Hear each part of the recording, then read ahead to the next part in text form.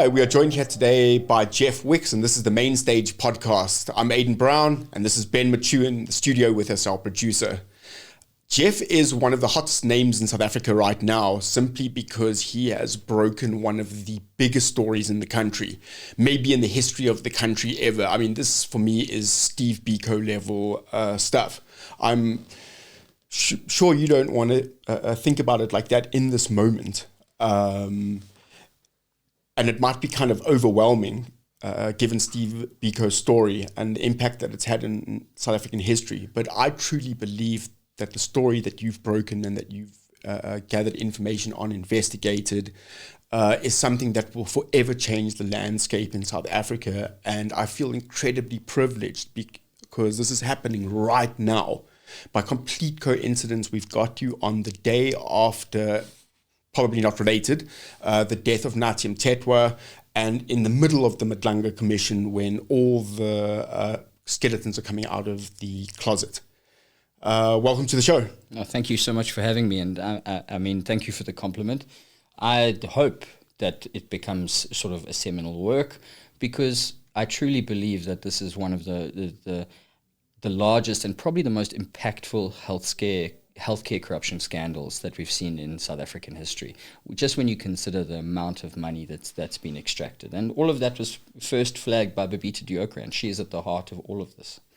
I would say not just healthcare. I mean, I would say ever. I mean, what kind of scandal, what kind of scale, financial scale can you ever think of that's kind of been like this, especially in South African history? I mean, this has got to be a global level corruption scheme in terms of the healthcare bracket. Yeah, I mean, if we look outside the healthcare bracket, there's, unfortunately, we come from an ignoble recent history. I mean, we lived through the state capture years, and what we saw at Tembisa Hospital and what Babita found the first shades of really was this corruption leviathan that is an evolution of state capture. So with the Guptas and Jacob Zuma, we had very easily definable villains. It was linear in a sense. And what was helpful in terms of investigating their malfeasance was that they targeted high-level SOEs with multi-billion rand contracts at stake. And, big contracts attract big attention. And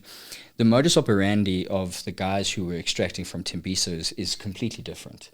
They went for low-value contracts, just extracted at scale. So when we talk about a 2.3 billion rand extraction from that hospital, that is several thousand individual payments, all strategically placed just beneath 500,000 rand.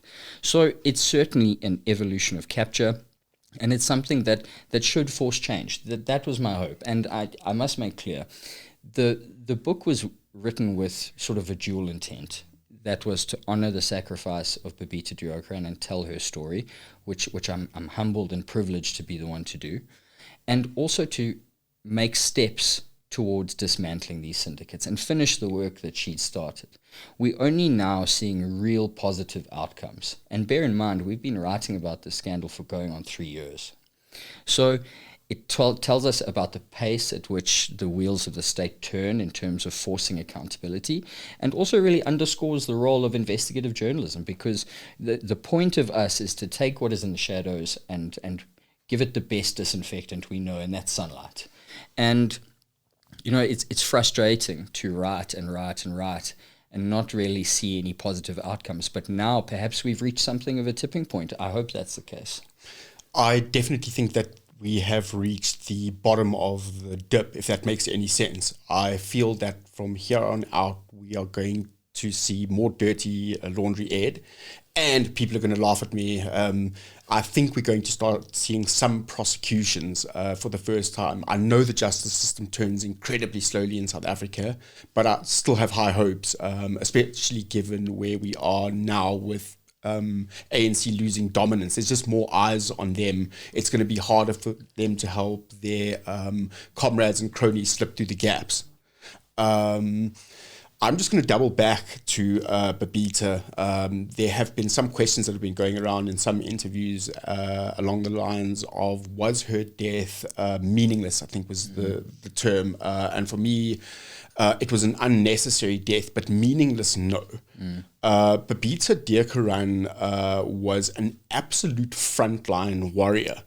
And for me, she might have actually saved more lives than some emergency room doctors. There's an economics of death. There was a movie, I think The Big Short, where somebody said, do you realize for every 1% unemployment, 40,000 people died? That's a stat I'm sure is quite wrong. But for every million rand lost in the public healthcare system, people are going to die. Some nurse will not get round to a child, some doctor won't get round to a patient. That's what happens. And her death has not been meaningless. She was on the front line, she fought a war, she knew what she was getting into, she got involved in some very dangerous stuff. And as far as I'm concerned, she is an absolute outright hero, the highest level of public servant possibly imagined. And for me, there's no debate about that. I simply can't see it any other way. So I mean, for me, that's how that is. If you want to comment on that. Yeah, this is something I've labored on a lot, and I've labored on it because when we started this story and this project and this investigation, it was important to me to sort of not have the endorsement of her family, but at least have their support, because it's helpful. And I'm now incredibly close to the Deokaran family, and I'm privileged that they trusted me enough to let me tell her story. And when I first met with them, I made them a promise that, for as long as there was breath in my chest, I would follow the story, regardless of the consequence or the danger, because it was important. And it's important because it's not only a personal devastation and tragedy for her family that lost someone, but we will never really be able to measure the true cost of how many other people stayed silent, informed by the message that was sent to her. And that's really what these syndicates, and it's corruption and procurement corruption completely intertwined with the underworld. That's the objective of these murders. Absolutely. They want a chilling effect, and they want to silence people. And from my perspective, I'm not willing to give them that, because the story is too important, not only for the Deokaran family, but for our democracy. Everyone understands that corruption has become endemic to the point where it's sickening. Every single day where you read the news, you're assailed with a new scandal. And it's gotten to the point where we have to stand up and refuse to be cowed by these individuals. And that's what Babita did. She knew, to an extent, no doubt, that the work that she was doing was a dangerous pursuit, but she forged ahead anyway because she was, emblematic of what a civil servant should be, someone who places the civil servantry at the heart of her job. And she cared about the patients at Tembisa Hospital. Everyone who banked money from there certainly didn't. And that was her sacrifice. So it was important to tell her story. And then also, given the way in which her findings were covered up and not acted upon, and actively suppressed in some instances, it was important that we do everything we can to dismantle these syndicates.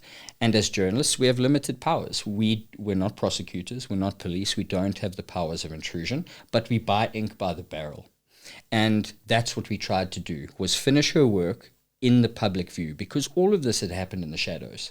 And had it not been for the involvement of News24, and not saying this in an arrogant way, but the reality is, we would not know who Babita Deokaran was. This book would never have been produced, because she filed her report into dubious spending at the hospital.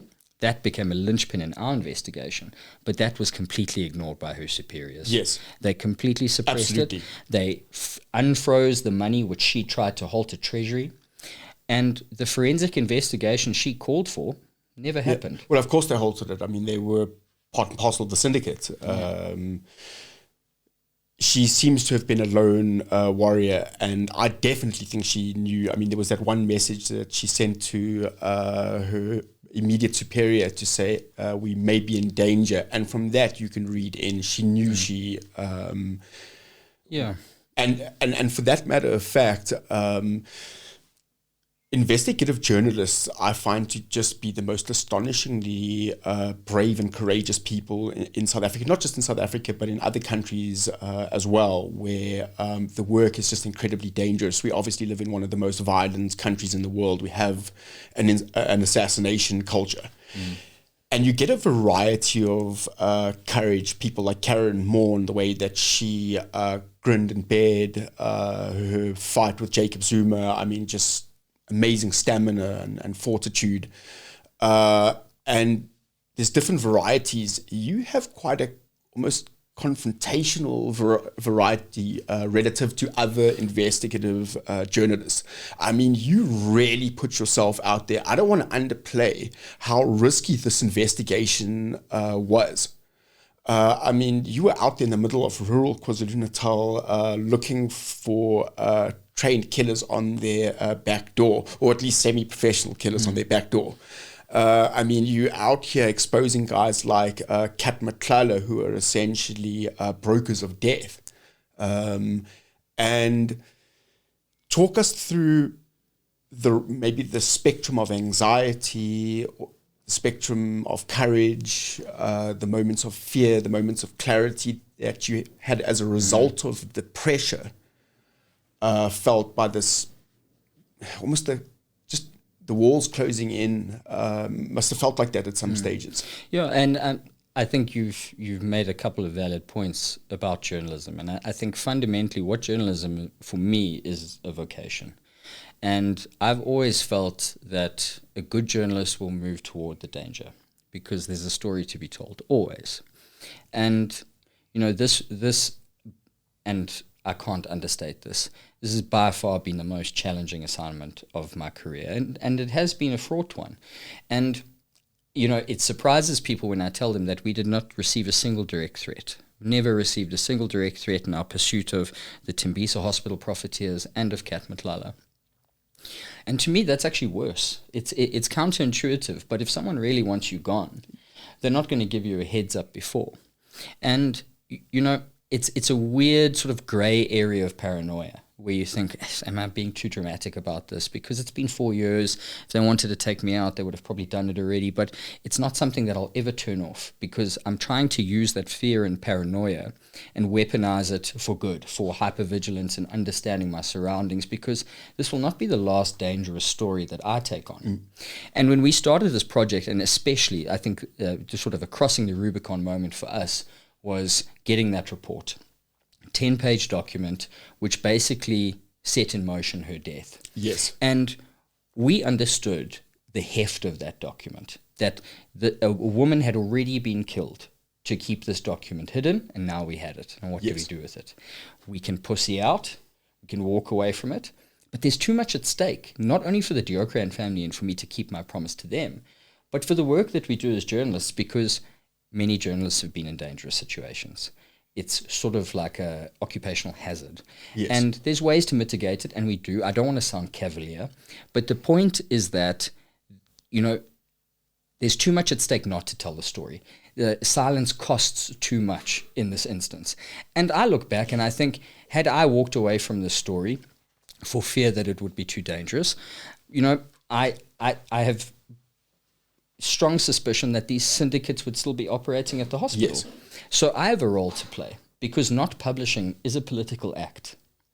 And that's what I always kept back of mind. And make no mistake, I shit myself often.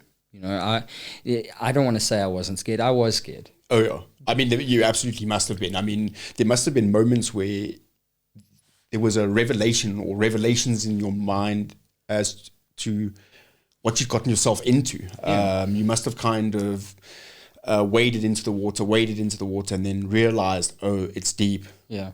No, absolutely. And once you start, you can't stop. Yes. Because, you know, publishing and pushing stuff into the open gives you like a modicum of cover, but you're never fully protected. And the fear lingers because you are most vulnerable when you drive. I thought if I was ever going to get my bullets, it would have been in a car.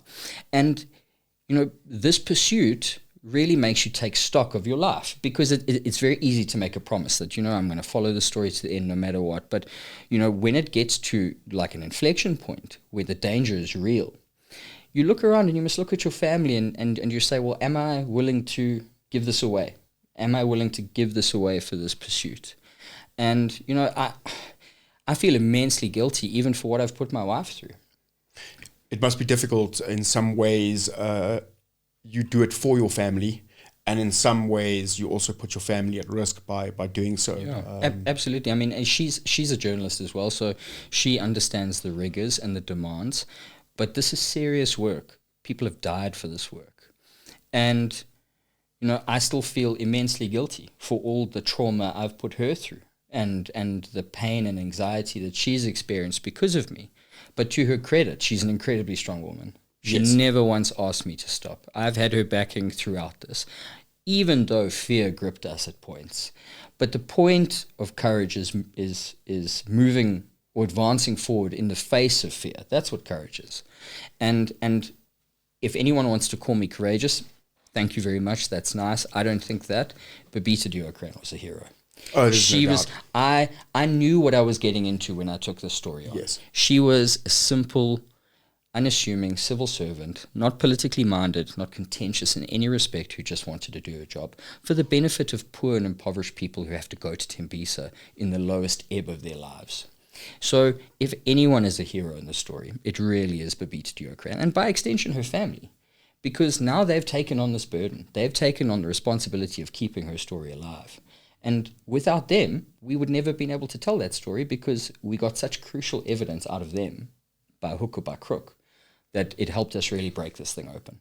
I really want everybody to read this book. I think it will be an absolutely amazing Christmas, December read for people with a little bit of spare time. So I don't want to give too much away in the book. But not only was Babita everything you said, but there was no freebies for her. She climbed that ladder tooth and nail on her own from the bottom with very few hand ups. She's not like the a lot of the tenderpreneur politicians that we have that have made it to the top. Every single thing that Babita did and earned in her life, she fought tooth and nail for.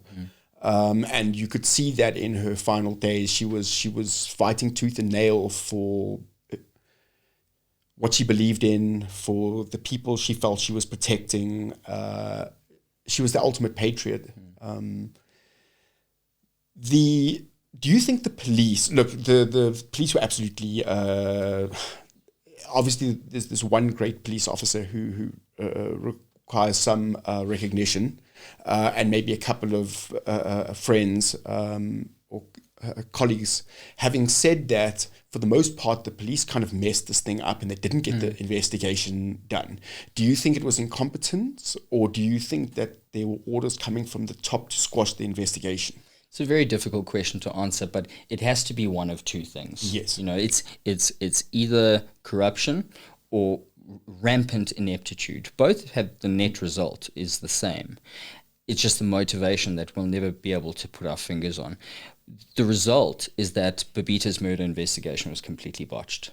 The critical missteps in terms of the digital forensic evidence, the arrest of a man who turned out to be actually the one who pulled the trigger, and his inexplicable release, all dramatic and critical mistakes, which kind of explain why it's been 4 years and the mastermind behind this killing still breathes free air.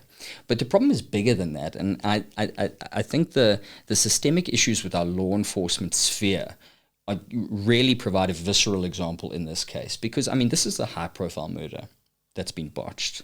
What about the low-profile ones? You know, and I think it should shock all of us to understand that the police set themselves a detection rate target of 11%. That's for murder specifically. Yeah. So that means there's someone killed, we've identified a suspect, we arrest them and take them to court. They aim for a target of arresting 1 in 10 murderers. Yes. So essentially, if you want to kill someone in South Africa, it's a wonderful place to do it because you've got a 90% chance of walking away scot-free. Then we see how these issues then bleed into the Madlanga Commission. And we see these systemic faults in our law enforcement landscape and the way things are structured and the politicization of everything. You know, the net result is that the people of South Africa have failed. 28,000 odd murders per annum. And we're going to solve 1 in 10 of those. You know, the South African public deserve more. And, you know, Babita was lost to a broken system. Her family was denied justice because of a broken police force. And if anything, hopefully, this Madlanga Commission can bring about positive change so that no other family will have to go through what the Deokaran family has. In a sense, the biggest bombshell that's come out of the Madlanga Commission in the last couple of days is Kat Matlala's association with the money extraction networks in Johannesburg medical sector. And I think it's just the most astonishing journey that Babita's story has taken. That she was the butterfly effect that she got this whole thing going. And the big bomb that's just dropped is Kat Matlala. Do you think Babita Deokaran would have had some intuition that this goes so high up, given that Kat Matlala is now also associated with literally our highest parliamentarians, or at least some of our highest parliamentarians?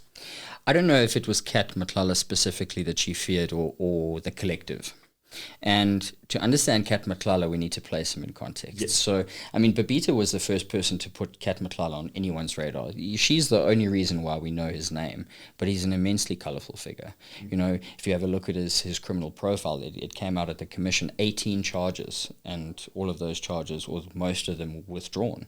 And this is not minor cases. It's attempted murder, it's murder, cash and transit robberies. So this is an individual who has direct ties to the underworld, and perhaps he's sort of like a bit of a depressing example about impunity, because Babita identifies him at Tembisa Hospital as part of a syndicate. At that stage, she'd tracked 5 million rands in payments going to him. We now know it was 15. It's likely higher. And then we begin to write about Kat Matlala, his capture of the Ekurhuleni Metro Police Department so that his cars could be registered as police vehicles and he could use blue lights.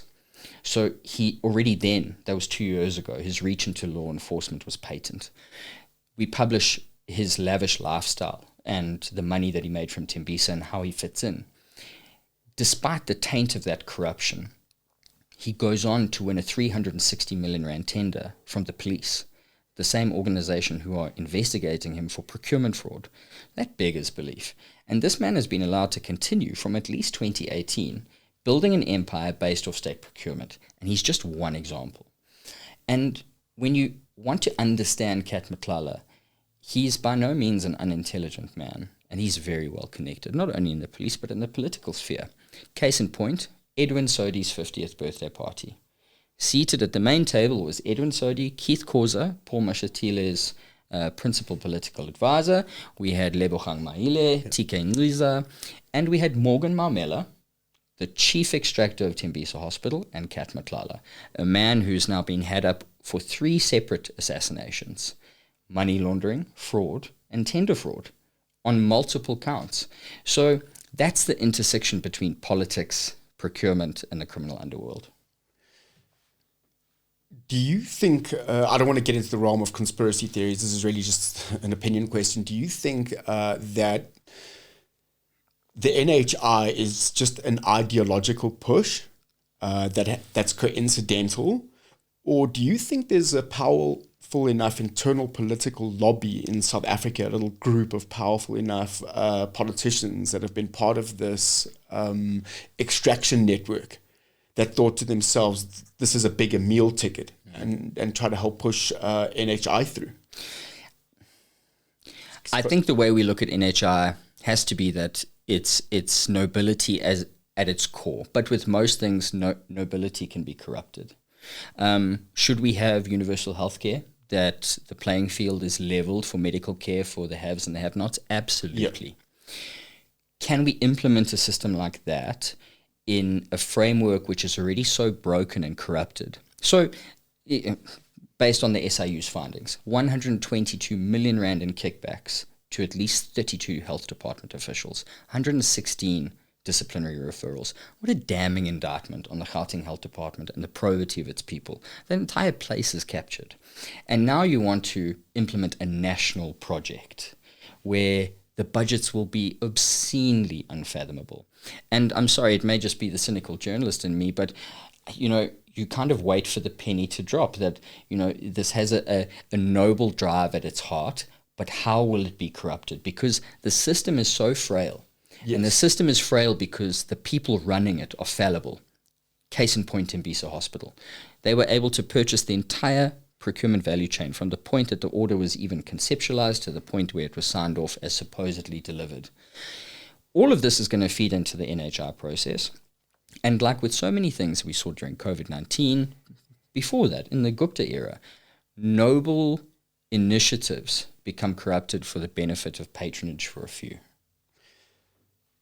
I don't want to move off topic. The time with you is just so limited. I've got so many questions. I could keep this interview going on for 10 hours. One of the stories, the biggest stories that I think ever broke in South Africa was the gold mafia story. And you seem to have a very good grasp of how extraction networks work. And I know that this isn't related to Babita Deokaran, but have you got any opinion on what's happening with that whole thing? Can you speak about it? Have you been following it? I'm just surprised the story went dead. Yeah, it's not something I've worked on personally, but I think it feeds into a larger South African trope. We have a water tanker mafia. Yes. A coal tanker mafia that operates at Eskom. You could argue that this is a hospital mafia. We have many mafias. Too many mafias. Yes. And the reason why these organized crime syndicates have been able to flourish is because of the void left by bad policing and, a dysfunctional police force. Not in recent history, but over 2 decades. These syndicates don't spring up overnight. They move into these spaces because they can, and they understand that accountability is often a bridge too far, and they're unlikely to be caught. Even if they do get caught, the wheels of justice turn so slowly that it'll be years before they see any form of consequence. And usually the people running these syndicates are so wealthy from the cream of state procurement that they have the best lawyers and the best defense teams and the like. So I think the problem is larger. We need to understand where we are and how important getting the police force and the criminal justice system right is. Because, a colleague of mine, Kyle Cowan, has just written a book called Mafia Land. He explores all of these topics. Yes. And, some people will accuse him of being dramatic. I don't. I believe we're on the precipice. This has to be a turning point for us at some point. And the Madlanga Commission is case in point, because what Lieutenant General Mkhwanazi did at his press conference was actually roil the entire criminal justice cluster, threatened an implosion. Yes. And opportunity is often born of crisis. The crisis here is the status quo of our law enforcement systems, and the opportunity is the Madlanga Commission to effect real change. However, I must say, experience has taught me with commissions, they will make recommendations. Whether or not those recommendations are implemented comes down to political will. We saw exactly the same thing with the Zondo Commission. And really, politics is the problem. Because if we don't have the political will to change things, nothing will happen. Investigative journalists can write until their fingers bleed. The good people in the police and in the National Prosecuting Authority can do their jobs in a vacuum. But the consequences will be minimal until we realize that politics is at the heart of our issue. Case in point, Thembisa Milane, Justice Minister appointed by President Cyril Ramaphosa, then implicated in VBS shenanigans. Yes. She was not fired. Of course. She was simply shifted You to another always portfolio. redeploy the cadre. Yeah. Zweli Mkhize, a criminal accused in the Digital Vibe matter. He's in the National Council of Provinces. Kusela Diko, President Cyril Ramaphosa's spokesperson. Again, in Parliament. So we have this laundry of ANC politicians, and we have to understand that many lines of patronage stretch back to that party, certainly in respect of what I found at Tembisa Hospital. And, we're going to piss into the wind if there's no political will to change the situation on the ground. I think that the political will change as the political landscape shifts. I also think we're on a precipice of a shift. I think in the next elections, being municipal, ANC will go down to something like 30%. Their vote will diaspora out to a bunch of different parties. EF will get a little bit, ANC will get a little bit, but the political landscape will definitely shift in the next municipal election. And the national election in 2029, we're going to see an even more radical shift. And that will help to prop up and continue to support the shift in the justice system. Just to go back, the reason that I raised gold mafia in relation to Babita is some of the mafias, the many mafias in South Africa, are lowly or mid-level mafias. The water mafia, to a large extent, is localized in some ways. I don't necessarily think that it goes all the way to the very top, although it could.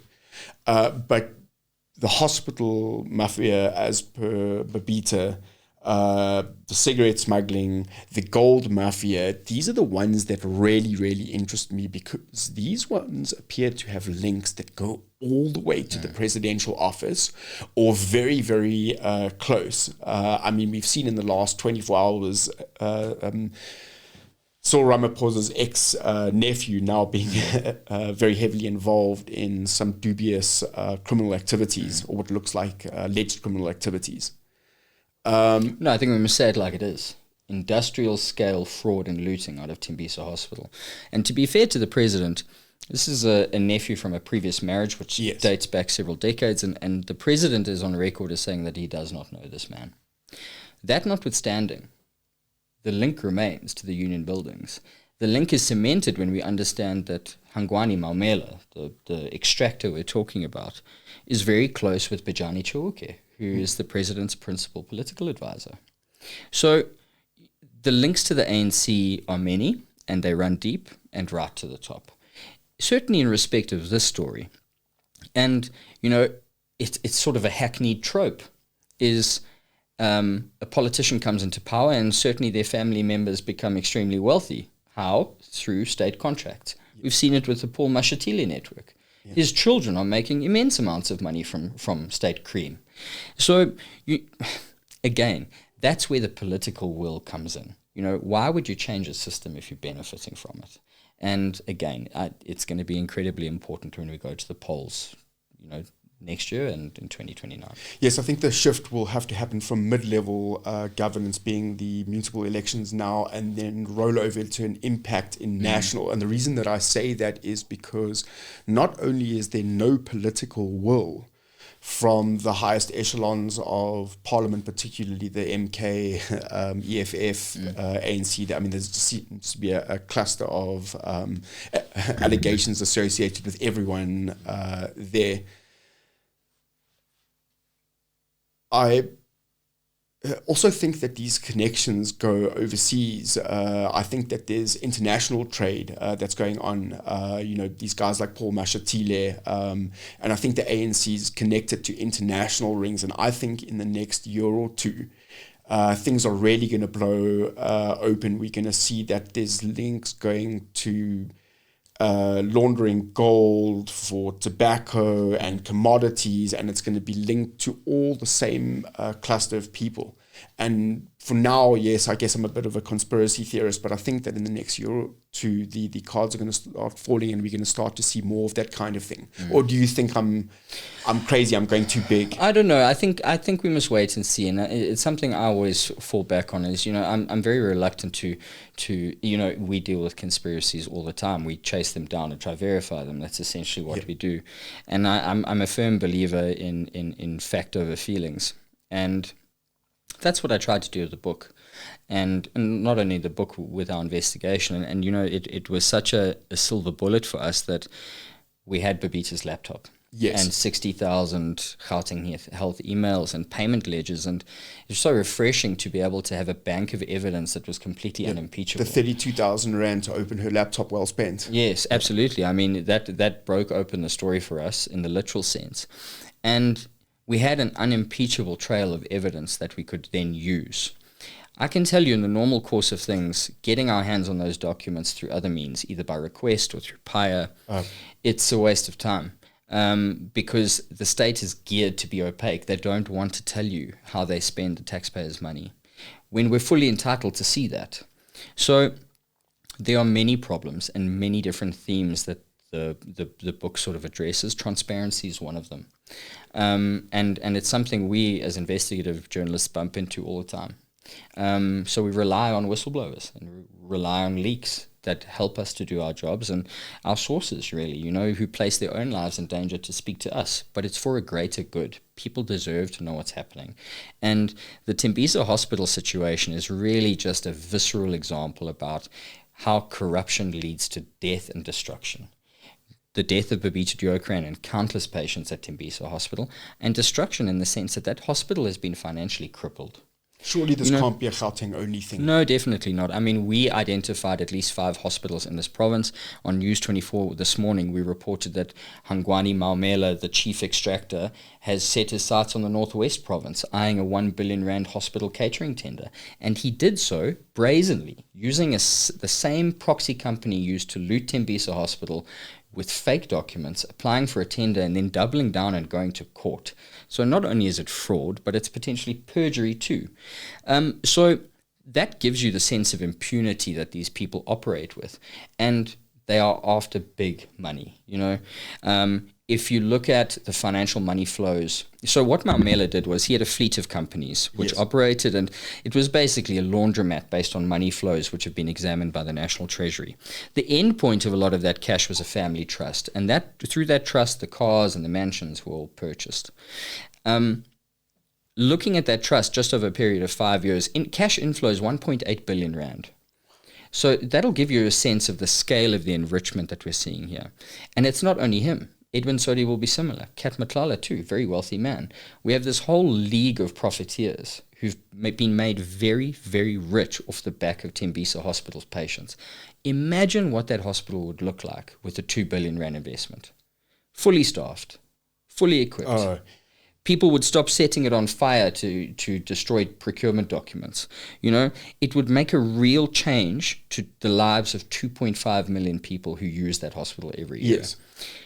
That's the cost of corruption, along with Babita's death.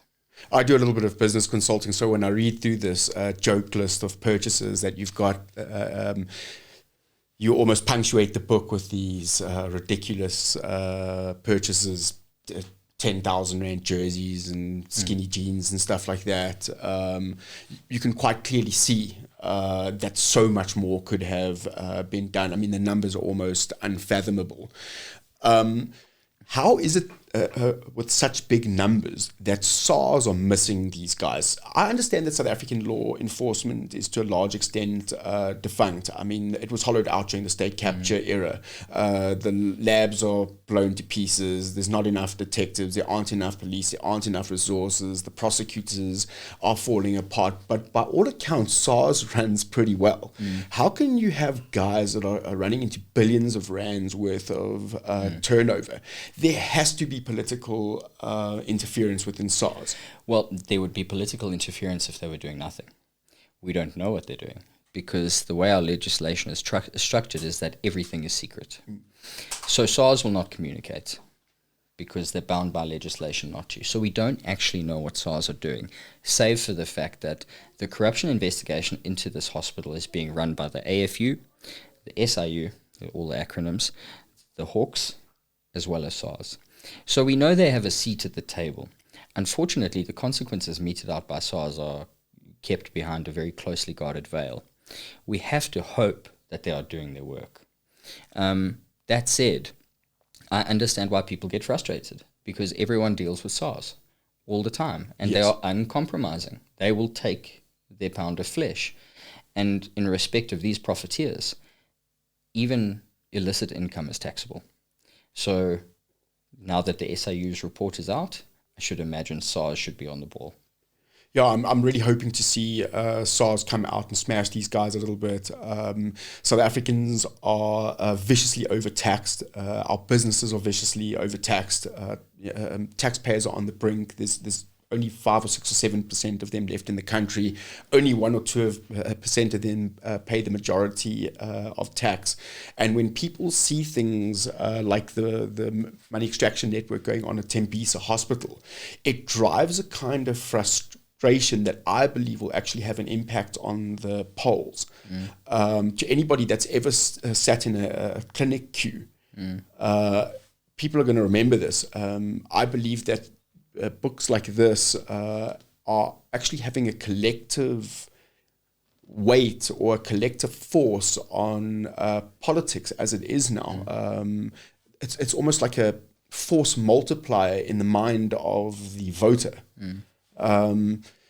Is that something that you intended? Do you have any kind of aspiration to sway the voter somehow?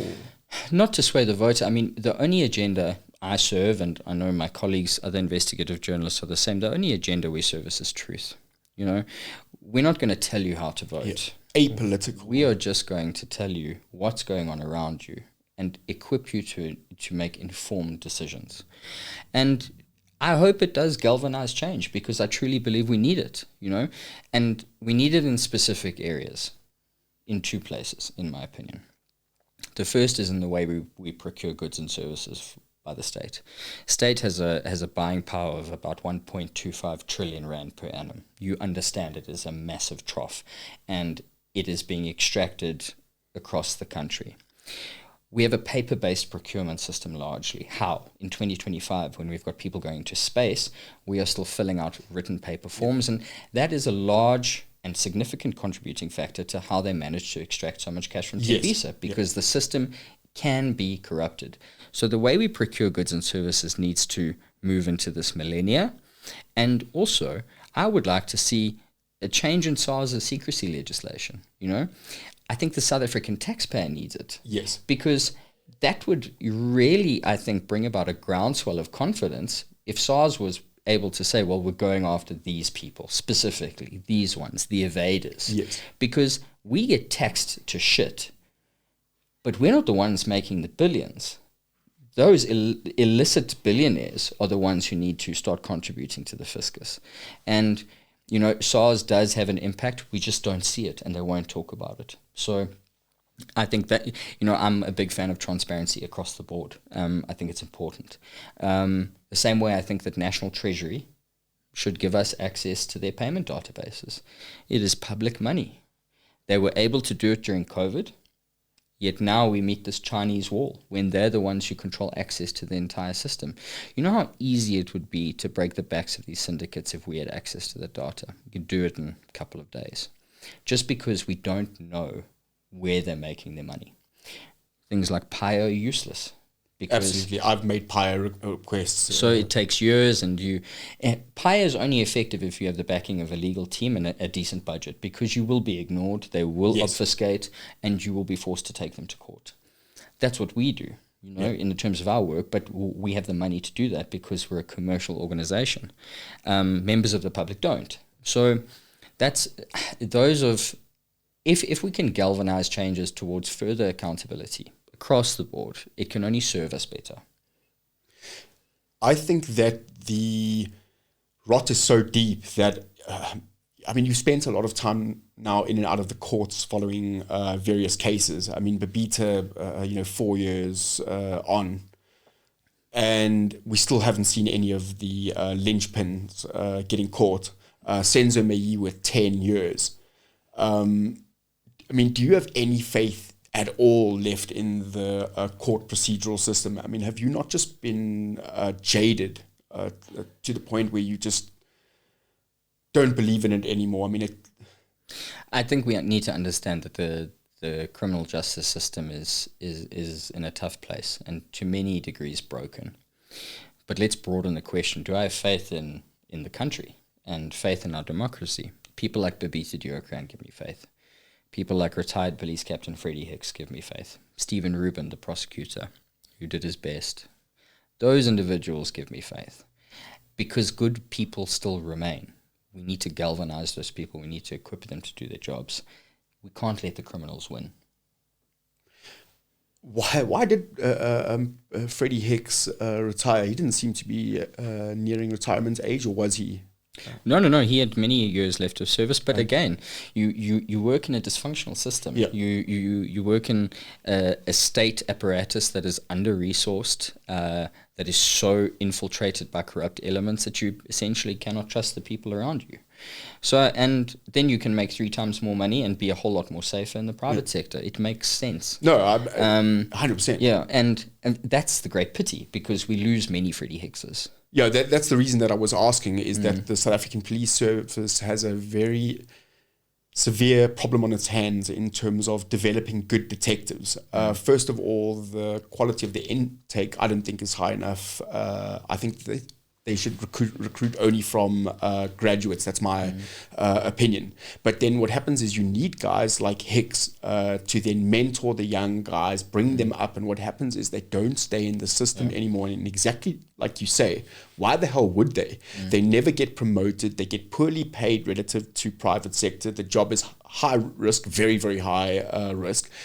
Everybody hates them. I mean, 20% approval rate in South Africa for police, or 20% trust rate, or something like that. And that's the reason why I asked about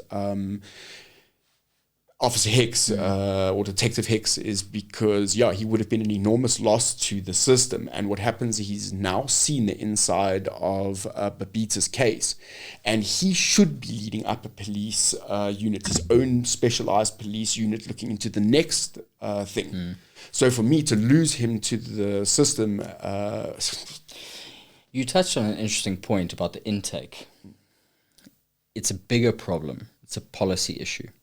You see, the way the police are trying to fight crime is by this carpet bombing approach. You have Operation Shanela, Operation OK Malau, and it's all about high density, saturation, boots on the ground policing. You will make arrests that way. Yes. Sometimes you'll get lucky and make a good arrest. But what we need is a detective force. We don't need constables on foot patrol. We don't need this unguarded crime-fighting strategy. You have to think about it this way. In South Africa, there's probably about 3,000 violent criminals, all in. Yes. Izinkabi, cash in transit, taxi hitmen, ATM bombers, kidnappers.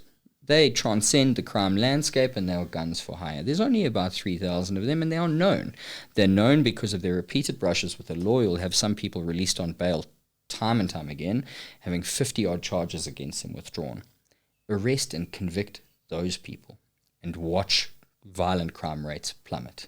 Because it's a small group of rogues, and because of our misguided policing strategy, the impetus is not there. Yeah, well, I mean, we get idiots to lead the police. The police, I mean, look, they were just absolutely hollowed out. And it's not just that we don't have enough detectives, but things like Operation Shanela are essentially just PR stunts for the ANC, the same as the National Dialogue. And they're even worse, because what happens is Operation Shanela comes through an area, and they make all these arrests, and on Monday morning there's a detective who gets 200 new dockets put on his table. He's already got 200 dockets. So I also look at these things like Operation Shanela, and it's like you say, it looks really good on the outside. But when you get into it, there's no apparatus to keep the prosecution. The system can't support it. And I think we must be blunt about what Operation Shanela really is. It's a populist mechanism to serve the narrative that foreigners have flooded into our country. And I've run into it time and time again, especially talking about the book. People will say, yes, well, I mean, so much money is stolen, but money is stolen by the foreigners who use our healthcare system. Absolute bullshit. Every single profiteer in this scandal is wonderfully South African homegrown. Not a single foreign national can be pinned for any of the corruption that went on at that hospital. Foreign nationals are not the problem. Corruption and extraction is our problem. We would not have a frail healthcare system if every tax rand reached its final destination instead of being inflated and diverted into improper places. That's the issue. Not the foreigners, but it serves a populist narrative for, unscrupulous political parties who want to take that narrative to the polls. And I mean, you understand politics. You understand the point of this. It's about division. Yes. Essentially, it's this nationalist come McCarthyism thing where we must make an enemy out of an other, because then we can blame all our problems on the other. And the foreigner is a very convenient place to blame people. But in actual fact, all of the rogues in this drama are South African. That's who we blame. I think it's a very convenient scapegoat. There obviously is an issue in South Africa where the hospitals are being overwhelmed, and there's a lot of people in South Africa who might be here illegally. So it's difficult on an economic level to take account of all of that. Having said that, I personally believe, like you say, that it's a drop in the ocean. You're talking about one Mozambican community or whatever it is. But I mean, you've got guys stealing billions. It's really a drop in the ocean in comparison. Yeah, you can't even compare it. So it's like I said, it's a question that I've encountered quite a bit, and the evidence just doesn't support that narrative. We've taken up quite a lot of your time, and I would keep pushing as far as I go, but I know you have to leave. And I was wondering if there's anything that we haven't covered in this book. 2 questions, if we can do 2 more. Yeah, anything sure. in this book that we haven't covered during this interview that you think is so important that people need to hear? Let us have it. Yeah, for sure. So I think when I finished writing the book, it had a bit of an open-ended ending, in that we'd yet to see any sort of material consequences. Since the book has been published, Hangwani Maumela has had his assets freezed. We now have an interim report from the SIU which tells us exactly where the money went and in what massive volumes it did so. So we are starting to see purchase in some respect. I still remain cynical because this is the beginning of a very long road. Yes. And it's a long road 4 years after this woman was murdered. Yes. The mastermind behind her killing is free. We've not seen a single arrest in respect of the corruption matter, which is now worth 2 billion rand. It's been 4 years. And I hope to be proven wrong. I hope to be proven wrong in that I hope there are consequences for these people. But every single day that passes, I steadily lose more hope. Maybe that's just a cynical journalist that I am, but it won't stop me from doing my work. Because even if the arms of the state fail in holding these people accountable, that's the role that we fulfill. And we'll do it to the best of our ability. The reason I don't think it will happen, or that I've lost mostly all hope in high-level prosecutions, is because the apparatuses or mechanisms required to do so have been completely destroyed. When I have a look at the Hawks and the Special Investigative Unit, they've been completely hollowed out, and I know that some effort has been made to rebuild them, but it's not this absolutely crack team that we need for incredibly complex crimes. We might have good detectives that can solve, simpler ones, but when you're talking about state-level corruption, it is so complex, it has so many moving parts, that you almost need a Marvel comic-like team of superheroes, lawyers, investigators, people with huge forensic capacity, computer systems and laboratories and the whole hey shoo wow bang. And I don't see that getting built up anytime in the near future. If that is to happen, we need to understand it will take years. Yes. And it's not going to happen in the landscape we currently have. Outside of this book, last question, is there any one big idea or narrative around South Africa that you would like the international world to know about? We're getting hammered at the moment, and we certainly don't look like the good guy anymore. In all the Hollywood movies, it's no longer Russian bad guys, it's now South African bad guys. If you were talking to an international audience, given the nasty nature of this particular topic, what message of hope would you give to say to people, come back, visit us, we're a great place, invest? I believe that, and this is part of the reason why I do this job, is South Africa is a country with immense potential. Good people, for the most part, led by fools. Their reign will be transient. So, if the good in our society, and I'm talking about the whistleblowers, the auditors, the police officers, the good policemen, if they hold out, political change will come. If we follow the bellwether of the last elections, then it's inevitable. So my hope is that the true potential of South Africa can be realized, and also we must never compare ourselves to the Americans. That's not a lodestar we should be after with their orange president. And we also cannot fall into this narrative that there's, racial persecution and farm murders. There are farm murders, but it's no evidence to suggest that it's ever based on race. And this is how we're being projected by the world by agents provocateurs.